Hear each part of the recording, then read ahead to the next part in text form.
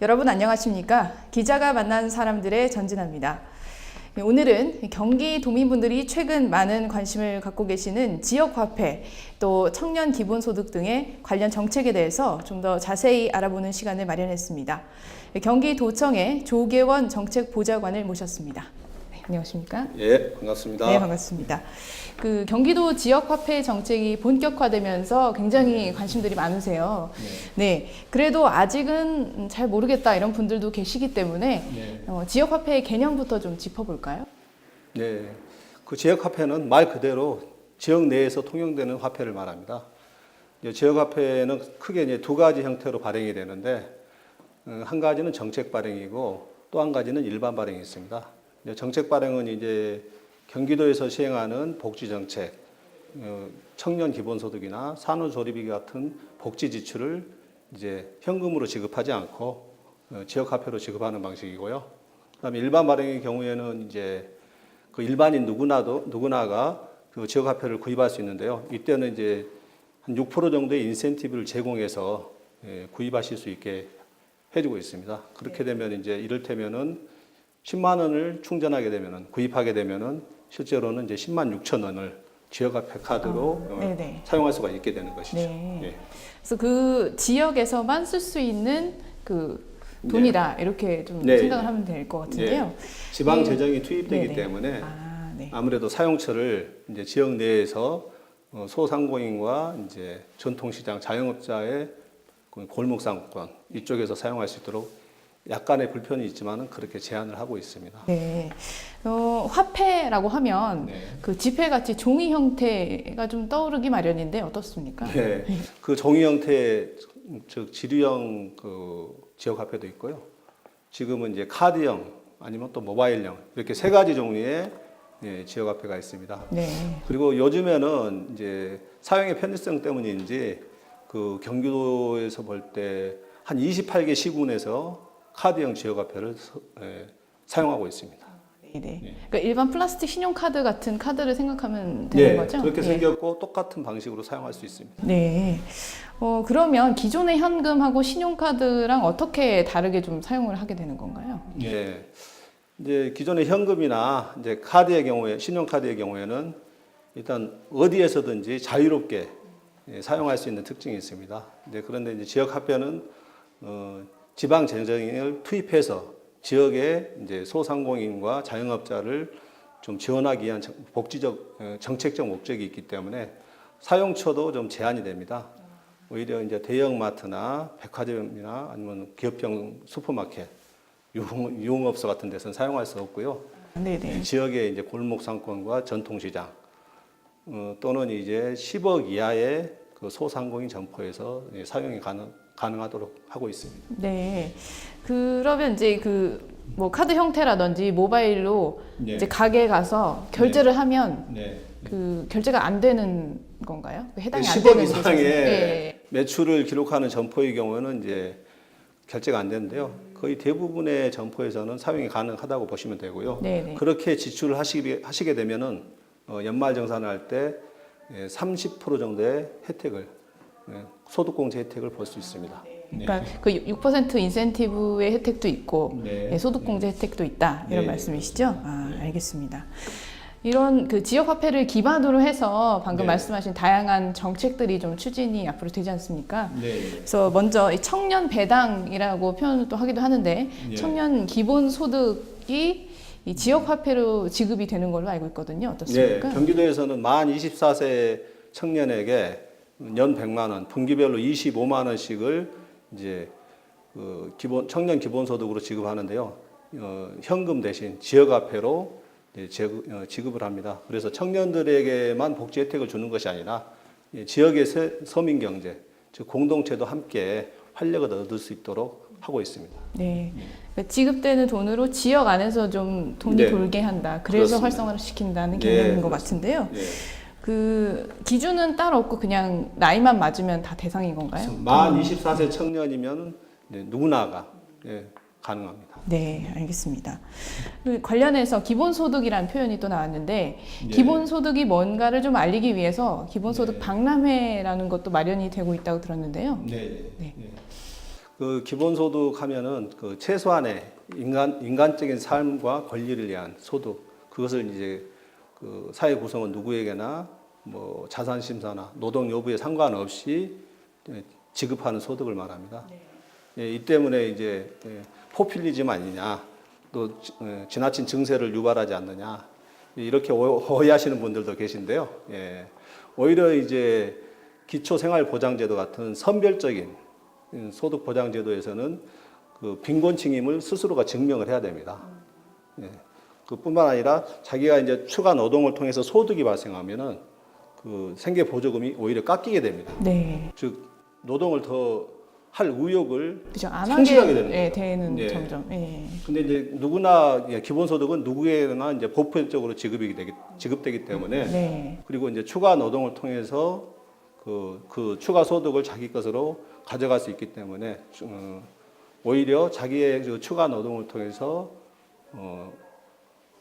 좀 더 삶의 질을 높이고 행복을 추구할 수 있게 되는 것입니다. 즉 낙인 효과도 없고 그 노동 욕구도 더 강해지는 거죠. 박람회에서는 어떤 것들을 좀 볼 수 있나요? 예, 저희 경기도에서는 이 기본소득 박람회를 통해서 그동안 이제 사람들이 아직은 잘 모르지 않습니까? 기본소득이 뭔지. 근데 이러한 부분에 대해서 좀 국민적으로 공론화하는 계기가 좀 될 것 같고요.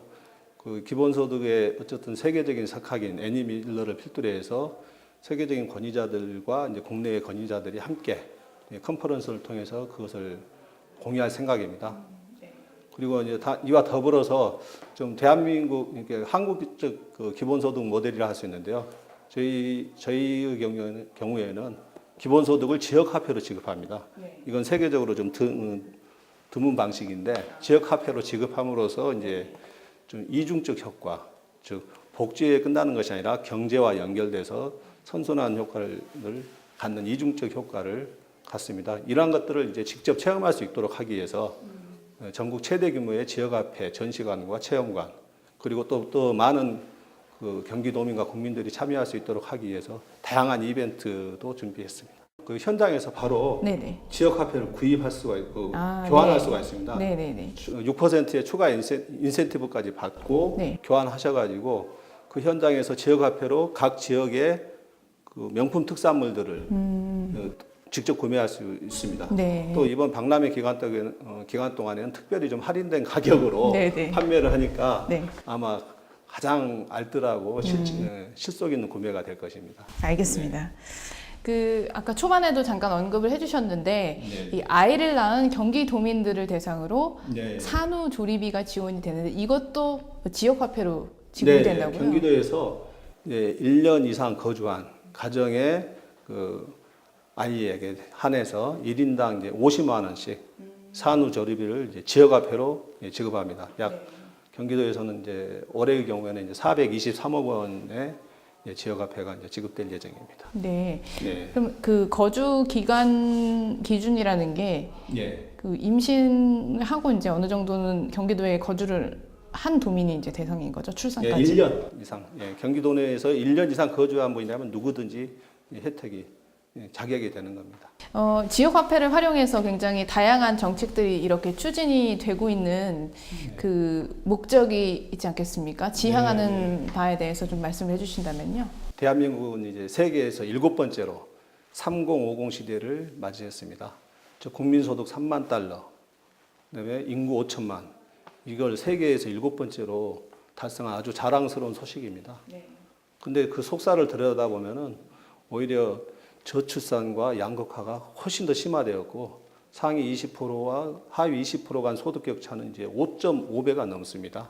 근데 수천억 원대 자산가들에 의해서 3만 달러라는 평균치는 높아졌지만은 실제로 소득을 나열해 보면은 중위소득은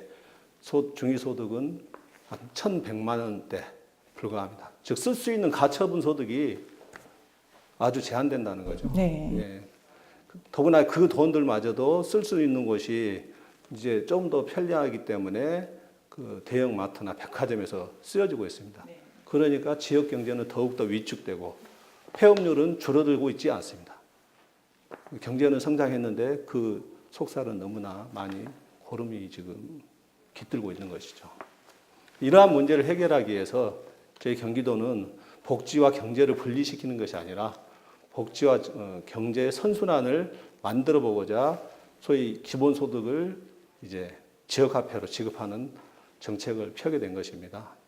물론 이 정책이 완벽한 대안이 될 수는 없겠죠. 다만 그럼에도 불구하고 지역의 서민 경제를 살리는 마중물은 될 수 있을 거라고 생각하고요. 좀 이런 것들을 좀 국가적으로 국가의 복지 지출을 이제 지역화폐로 좀 연계시켜서 좀 더 지역의 서민 경제가 살아날 수 있는 계기가 되었으면 합니다. 그렇다면 사실 기본소득 정책을 실현시키기 위해서는 그걸 뒷받침할 만한 재원을 마련하는 방법이 굉장히 중요하지 않습니까? 네, 어떤 네. 방향이 될까요? 네. 현재 기초생활보장제도에서 한 4 내지 50만 원 정도의 최저 생계비가 이제 지급되고 있는데요. 만약 그것을 이제 한 30만 원 정도의 1인당 30만 원 정도의 기본소득으로 지급하려면은 약 180조 원의 재정이 투입됩니다. 사실 많은 재정이죠. 네. 이렇게 처음부터 많은 재정을 투입해서 기본소득제를 시행하자고 주장하는 것은 아니고요. 우리가 할 수 있는 범위 내에서 적은 금액이라도 기본소득을 추진해 나가는 것이 옳지 않냐 이런 생각을 갖고 있고요. 저희 경기도에서는 그 맥락에서 그 국토보유세라는 것을 좀 중앙정부에 건의하고 있습니다. 네. 국토보유세를 적용하게 되면요, 그 현재 우리나라의 그 토지 보유세 실효율은 0.27%입니다. OECD의 평균치인 0.33%. 미국의 경우에는 1.4%입니다. 실효세율이. 근데 우리는 0.27%. 정말 턱없이 낮은 보유세를 낸다고 할 수 있는데요. 이걸 좀 OECD 평균치로만 상승시켜도 약 연간 한 15조 원 이상의 재원이 마련됩니다. 뭐 이런 것들을 이제 국민 모두에게 이제 공평하게 이제 나눠줌으로써 기본소득을 시행할 수도 있고요. 또 뭐 빌 게이츠도 동의하고 있는 노보세, 아니면 요즘 이제 미세먼지 때문에 이슈가 되고 있는데 뭐 탄소세, 뭐 이런 것들도 이제 기본소득 재원으로 이제 활용할 수 있다고 생각합니다. 지금까지 쭉 이야기를 들어봤는데요. 네. 지역화폐 또 기본소득 관련 정책까지 네. 굉장히 많은 또 관심을 받고 있는 분야인 만큼 네. 앞으로 실제 이제 경기도민들이 사용을 하면서 편리하게 좀 생활 속에서 활용을 하고 네. 또 만족감을 더 느낄 수 있는 그런 네. 실질적인 정책이 되길 기대해 보겠습니다. 네. 네, 오늘 말씀 잘 들었습니다. 고맙습니다. 네, 감사합니다.